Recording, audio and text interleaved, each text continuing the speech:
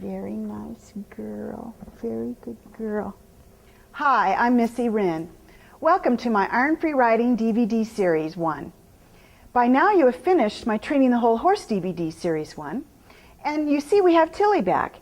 She went home for 4 months during the winter and now is back for some saddle refinement. I'm very fortunate to have her back because she has not had any training these last 4 months. And what's been surprising to me is how well she has matured over those 4 months. If you remember in the 5 fundamentals, she was kind of ornery. She had been taken away from her family, her herd, at 4 months and put in with a donkey and a llama. Didn't understand herd language, but I knew she had instinct, so I worked with that instinct, invoking her natural instinct to recognize me as the leader.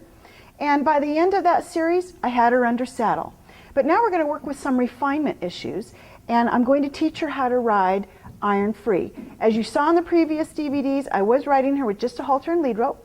I have now advanced to what I call my all-in-one training halter bitless bridle. And the difference with this compared to a conventional rope halter is there are side pole loops now. So I ride only with my all-in-one because I can warm up my horse with it. It has the lead rope on the end, and then all I do is just snap my reins to the side, and now I have side pole action. Instead of under the chin, when I'm asking for that horse to flex, I'm pulling from under the chin. Now that horse has a nice solid turn, which builds much better suppleness and flexibility. That's why I designed this all-in-one training halter bitless bridle. This is Tilly's first time riding with it, so we'll see how she does.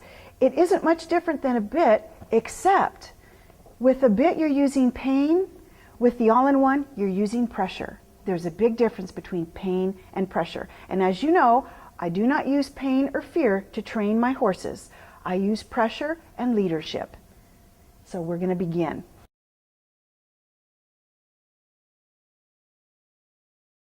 Yes, you're a very good girl. Now let your head down. Head down.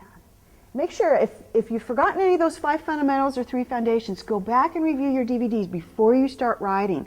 You want to get those things good on the ground so they translate under saddle for a safer ride.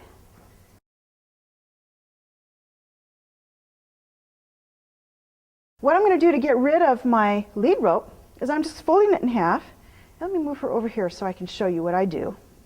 There's a couple things I do. When I'm riding with my casual soft saddle or my English saddle, I will use just a little latigo string and string it through. But today, because I'm going to need a little extra side, and maybe a little extra, because remember we're not using spurs, so I need a little extra pressure at times if she gets stuck, if her feet get stuck. So I want this to hang off to the side. I'm going to thread it through the gullet like that. Until there you go. Like that, okay? And I'm just going to loop that over. And I'm going to toss this, and I want this to be, oh, you're so silly. I want this to be a comfortable length, not too short that she can't move, and not too long that she's getting hung up in it. And then I'm just going to loop it a couple of times around the horn to get the correct length off the side. And let's take a peek at that. Where are we at with that? Can you step over this way, please? Thank you. Good job. Yeah, perfect length. This will allow me to go back and forth if I need, or to tap on her bottom if I need to move her feet. Good girl, because remember, no spurs. There's ways we can get what we want out of our horses without the bits and spurs. Yes, and we're going to do that today now. So I'm going to put my helmet on. So I always wear a helmet when I'm training other people's horses. Oh yeah, you want to smell that? Yeah, okay. You want to encourage curiosity with your horses because it replaces fear.